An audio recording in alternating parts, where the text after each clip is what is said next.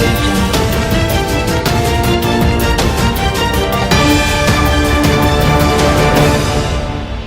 दिल्ली नगर निगम में कार्यरत में 4 कर्मचारियों की कोरोना वायरस की महामारी के कारण मौत हो गई, जिसके कारण उनके परिवार वालों का बुरा हाल है और सरकार इनकी तरफ अभी तक कोई भी कदम नहीं उठा रही। इस दौरान मृतक के परिवार वालों ने सरकार से मांग की है कि वह उनके परिवार में हुई मृत्यु का मुआवजा इन्हें दे, ताकि यह परिवार वाले अपना जीवन बिता सके और इसके साथ साथ मृतक के परिवार में से किसी और को सरकारी नौकरी दी जाए, ऐसी मांग की है। इस मौके पर बोलते हुए श्री दीपक पिहाल, अध्यक्ष व संस्थापक निगम कर्मचारी एकांत एकता मंच दिल्ली प्रदेश तथा संस्था के महासचिव अनिल लोहाट ने यह जानकारी दी और साथ ही साथ यह भी बताया कि कोरोना वायरस के अंदर सरकार के द्वारा गाइडलाइंस जारी की गई और किसी भी 50 से 65 वर्षीय कर्मचारी को एमसीडी में नौकरी पर न बुलाया जाए। लेकिन मृतक लोगों में से एक महिला 65 वर्षीय थी जो काम पर जा रही थी। इसकी भी जल्द से जल्द जाँच होनी चाहिए कि ऐसा क्यों हुआ और सरकार के फैसले का उल्लंघन क्यों किया गया। एमसीडी कर्मचारी जिनकी इस कोरोना वायरस की महामारी की मृत्यु हुई है, उनका नाम इस प्रकार है: श्रीमती सुनीता, श्री विनीत कुमार एवं श्रीमती रामरती इत्यादि। नमस्कार,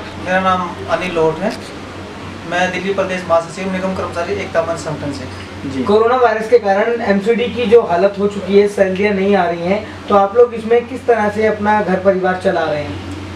देखिए, बड़ा ही मुश्किल हो रहा है इस दौरान, क्योंकि सैलरी आ नहीं रही है हमारी, और सरकार को भी ये देखना चाहिए कि किस प्रकार छोटी सी सैलरी भी अपना घर चला रहे हैं, लेकिन वो भी समय से नहीं मिल पा रही है। देखिए, हम और हमारा संगठन और तमाम हमारे साथ जुड़े हुए संगठन वो कर्मचारियों के लिए दिन रात लगे हुए हैं। और इसी कोरोना काल में हमारे 4 सफाई कर्मचारी शहीद हो चुके हैं, लेकिन बड़े ही दुख के साथ कहना पड़ रहा है केंद्र सरकार, दिल्ली सरकार और निगम प्रशासन और साथ ही साथ जो नेशनल मीडिया है वो भी उनकी खबरों को नहीं दिखा रहे हैं और उनको किसी भी प्रकार की आर्थिक सुविधा नहीं मुहैया करवाई गई है। जो 4 कर्मचारियों की डेथ हुई है, कितना ज़्यादा दुख की बात है कि बोलने के बावजूद भी 65 वर्षीय महिलाओं को नौकरी पे बुलाया जा रहा है। एमसीडी के जो अधिकारी हैं, चेयरमैन हैं, उनको क्या ये सब नहीं दिखता?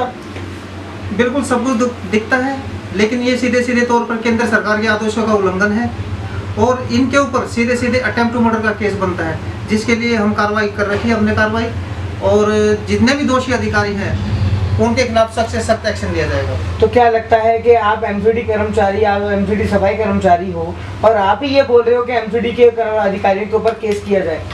आप बिल्कुल बोल रहे हैं। हम संगठन के प्रतिनिधि भी हैं, यूनियन के प्रतिनिधि भी हैं, और कर्मचारियों का जो शोषण हो रहा है उनके खिलाफ आवाज उठाना हमारा उद्देश्य है, हमारे संगठन का उद्देश्य है। तो जो ये कांड हुआ है, ये अभी 4 लोगों के साथ हुआ है, तो आप लोगों की क्या डिमांड है कि उन 4 लोगों के परिवार को दिल्ली सरकार, केंद्र सरकार या एमसीडी की तरफ से क्या दिया जाए?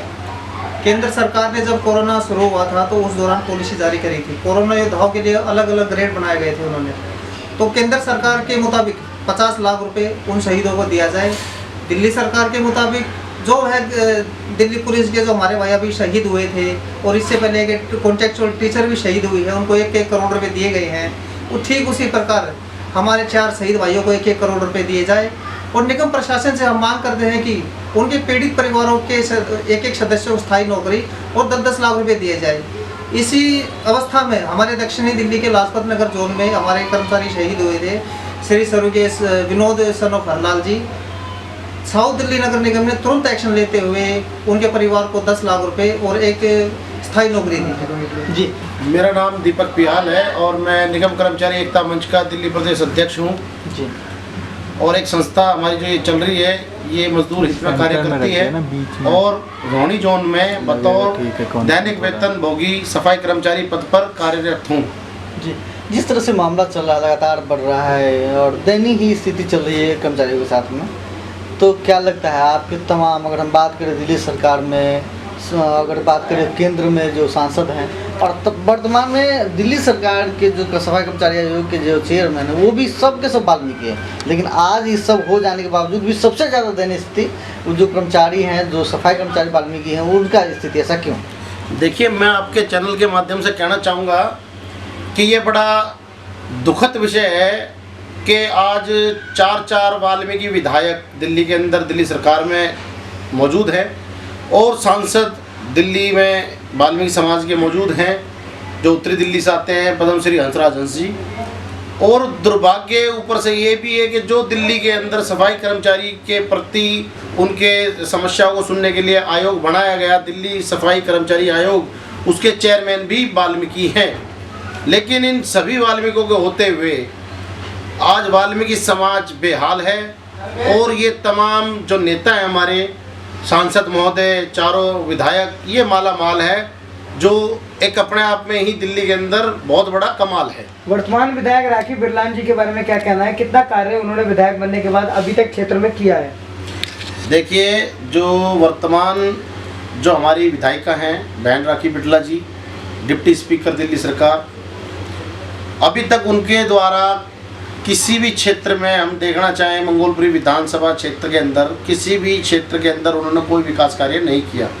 अभी आप मेरे साथ चलिए, मैं दिखाता हूँ आपको, मंगोलपुरी के पार्क दिखाता हूँ, मंगोलपुरी के रोड दिखाता हूँ, मंगोलपुरी की जो और सुविधाएं वो दे रही हैं उनके बारे में लोगों से बात कराता हूँ।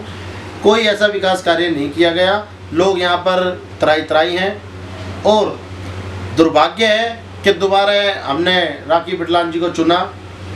ये हमारा बहुत बड़ा एक, मैं कहूँगा, जनता का, हमारी मंगोलपुरी की दुर्भाग्य है जो उनको चुनना पड़ा। भाई साहब, क्या कहना है, ना विधायक काम कर रही है ना यहाँ के सांसद काम कर रहे हैं। सांसद एक जाना माना चेहरा है हंसराज हंस, लेकिन किस तरह से उनको सांसद की कुर्सी मिल गई और उसके बाद वो क्षेत्र में एक भी बार दिखाई नहीं दिए?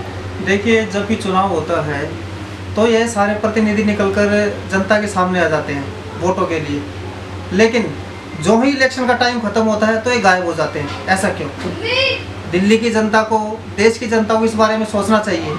वह सही प्रतिनिधि चुनकर संसद भवन में, विधानसभा भवन में बिठाए ताकि उनकी समस्याओं का निवारण हो सके, लेकिन अक्सर ऐसा नहीं होता। हम भावनाओं में बहकर वोट देते हैं। क्योंकि कर्मचारियों को ड्यूटी पर आने से रोका जाता है, उनसे जबरन वसूली करी जाती है हर महीने, जो कि हमारे एरिया के काउंसलर और विधायक के थ्रू कराई जाती है।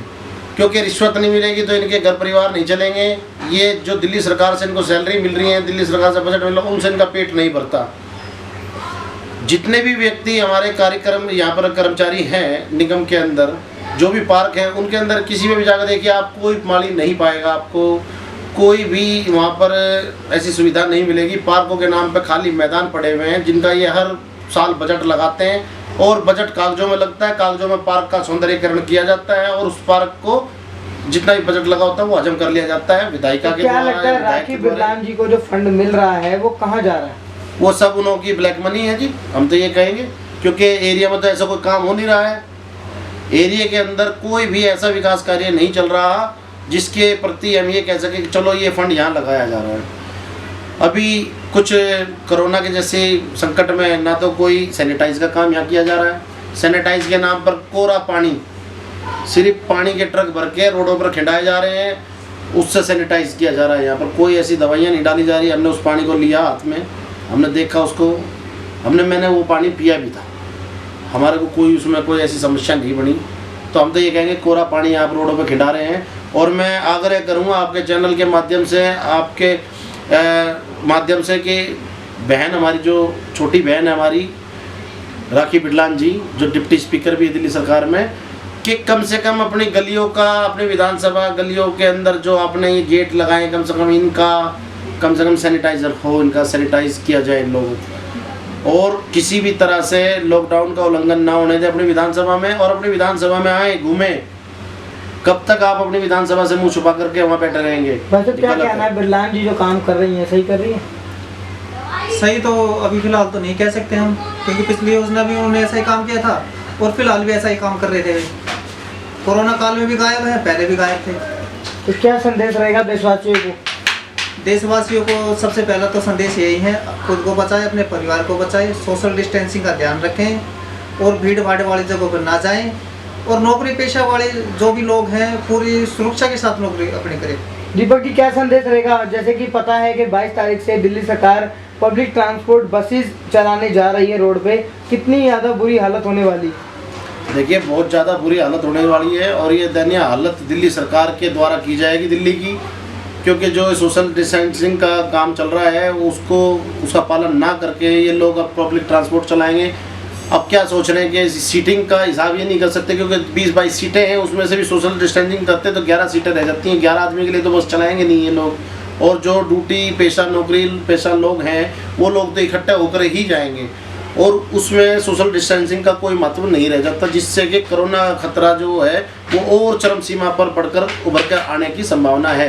तो हमारा निवेदन है दिल्ली सरकार से, मुख्यमंत्री साहब से, कि जितना हो सके सोशल डिस्टेंसिंग का ध्यान रखवाएं।